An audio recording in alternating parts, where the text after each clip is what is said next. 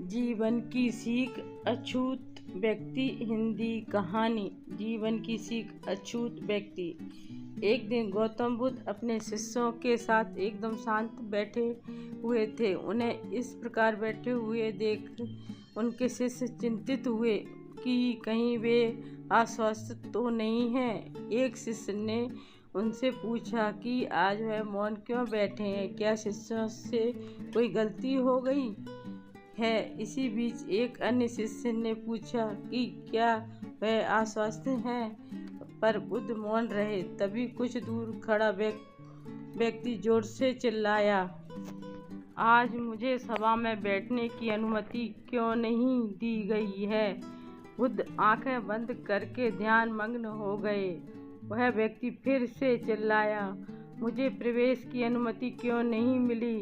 इस बीच एक उदार शिष्य ने उसका पक्ष लेते हुए कहा कि उसे सभा में आने की अनुमति प्रदान की जाए। बुद्ध ने आंखें खोली और बोले, नहीं, वह अछूत है, उसे आज्ञा नहीं दी जा सकती है। सुन शिष्य को बड़ा आश्चर्य हुआ। बुद्ध उनके मन का भाव समझ गए और बोले, हाँ, वह अछूत है। इस पर कई शिष्य बोले कि हमारे धर्म में तो जात पात का कोई भेद नहीं, फिर वह अछूत कैसे हो गया। तब बुद्ध ने समझाया, आज वह क्रोधित होकर आया है।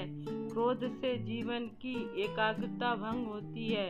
क्रोधी व्यक्ति प्रायः मानसिक हिंसा कर बैठता है, इसलिए वह जब तक क्रोध में रहता है तब तक अछूत होता है। इसलिए उसे कुछ समय एकांत में ही खड़े रहना चाहिए। क्रोधित शिष्य की बुद्धि की बातें सुन रहा था। पश्चाताप की अग्नि में दबकर वह समझ चुका था कि अहिंसा ही महान कर्तव्य परम धर्म है।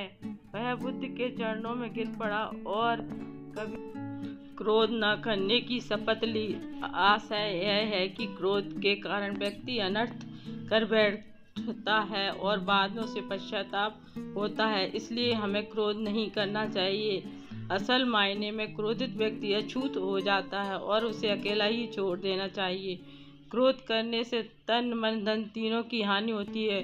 क्रोध से ज़्यादा हानिकारक कोई और वस्तु नहीं है। बुद्ध ने कहा भी है, क्रोध को पाले रखना गर्म कोयले को किसी और पर फेंकने की नियत से पकड़ रहने के समान है, इसमें आप ही जलते हैं। क्रोध के परिणाम अनेक प्रकार के हो सकते हैं। यदि इसे सही दिशा में नहीं संभाला जाए तो वह संबंधों में दरार पैदा कर सकता है, मानसिक और शारीरिक स्वास्थ्य पर बुरा प्रभाव डाल सकता है तथा सामाजिक और पेशेवर जीवन में समस्याएं उत्पन्न कर सकता है।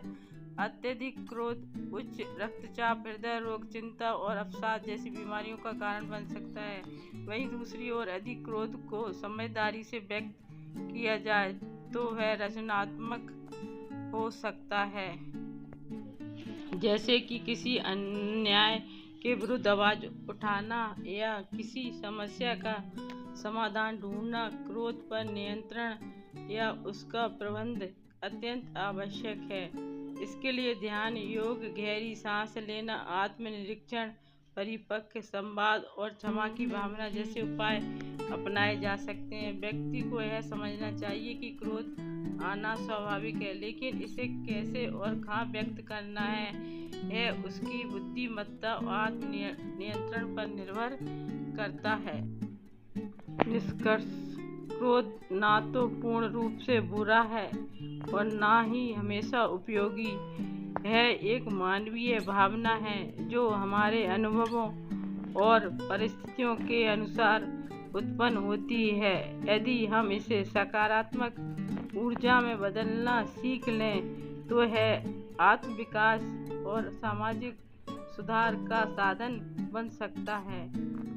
क्रोध को आमतौर पर नकारात्मक भावना माना जाता है, लेकिन यदि इसे उचित रूप और सीमाओं में व्यक्त किया जाए तो यह परिवर्तन और न्याय की दिशा और प्रेरक शक्ति भी बन सकता है।